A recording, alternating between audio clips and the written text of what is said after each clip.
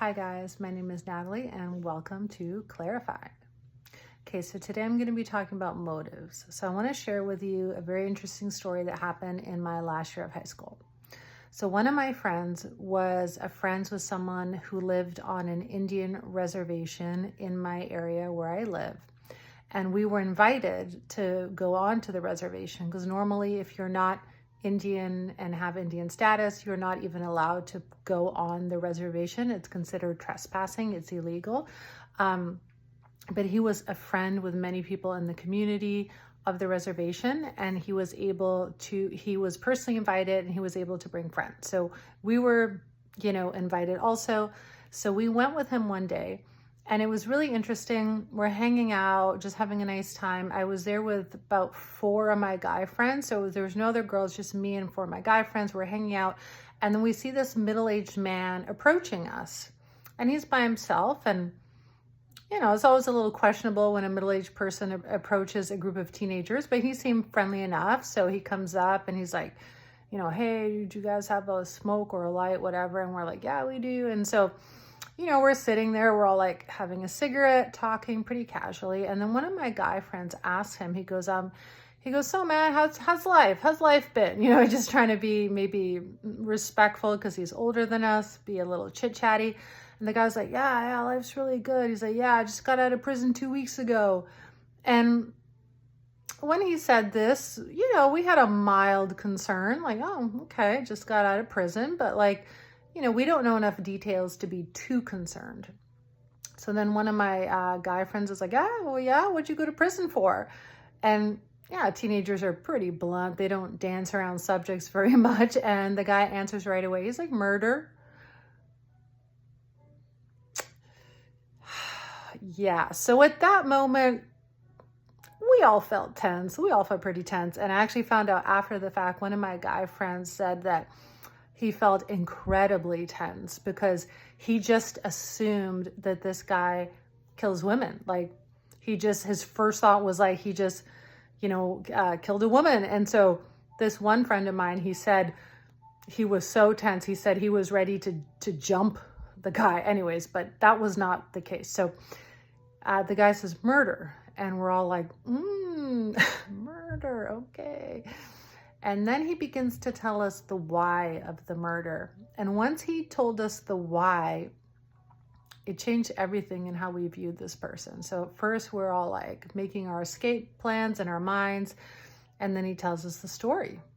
He says, 8 years ago, my baby sister, who means the world to me, phones me and told me that she was just raped. And I'll also say sexually assaulted because sometimes the word raped is censored out of videos. But so he said, my little sister calls me and tells me that she was assaulted. And she also called the police before she called her brother. So the police were on their way and the brother was on the way, but the police got there first. And they were walking the guy out to the cop car. So they were on her driveway. And the brother rips onto the front lawn, jumps out of the car, runs towards the guy who might have been a boyfriend, pulls out a gun, kills him point blank in front of 2 police officers. He drops dead. He got 8 years in prison. He said the judge was lenient on him because of the reason that his little sister had been raped, sexually assaulted. That was the reason. And it was really interesting, when I think about this happening, it's just very interesting because we were all feeling very tense when he said, I got out of jail 2 weeks ago for murder. We were very tense. But the moment he revealed the why, that his baby sister, she was like a grown up, but his little sister that he adores and loves so much was sexually assaulted, we suddenly felt safe around him. And I'm not saying that he's justified. I don't want to get into that. I'm just saying our emotional reaction was like, we're safe. This guy is not a lunatic. He doesn't have body parts in his basement. He's not unhinged. He had a normal, visceral reaction to one of the worst crimes that could ever happen, that happened to his little sister. So we went from feeling all this fear and tension to just, okay, we don't need to pull the escape hatch and run out of here. And the reason I'm sharing this story is that motivation changes everything. Like even in law, we differentiate based on motives. We will call one murder first degree, and then we will call another murder second degree.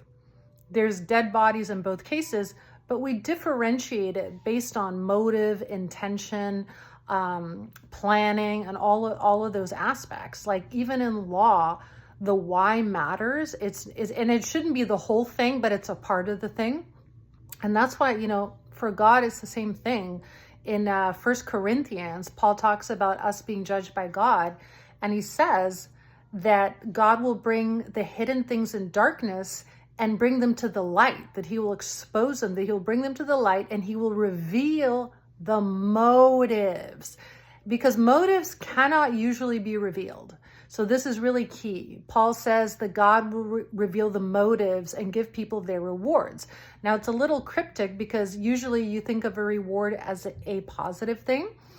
And I think in the context of Corinthians, Paul is meaning it both negative and positive, kind of like you reap what you sow. If you did things with bad motives, you will get a reward, and it's not going to be what you think because God knows why you did it.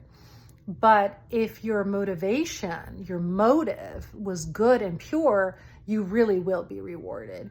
And so I just wanted to encourage people, if you are doing things, but you're not really sure why, you're not sure of your own motivation, like you're like, well, it kind of benefits me, but maybe it doesn't, and maybe I should do it, and you're not really sure. I just want to say this to you. Keep doing the good you're doing. Keep doing the good you're doing. If you're doing good things, keep it up. But ask God to purify your heart. Just be like, Lord, I think my motives are mixed. I'm not sure if I'm doing this for a good reason or the right reason, but it's a good thing. It's a good action. So Lord, can you make my motive match my action? So instead of like walking away and abandoning a good thing, ask God to flip your motive.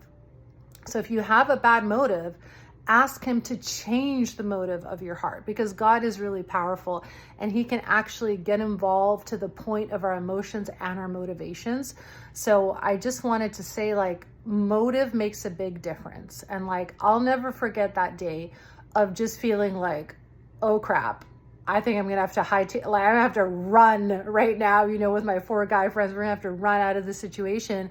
And then we heard the why, the motivation, and we just all felt like, oh, okay, never mind. We're good. We're safe. This is a rational human being who loves his little sister. And like, now we get it. And I'm not saying I approve or condone the actions. I'm just saying we understood.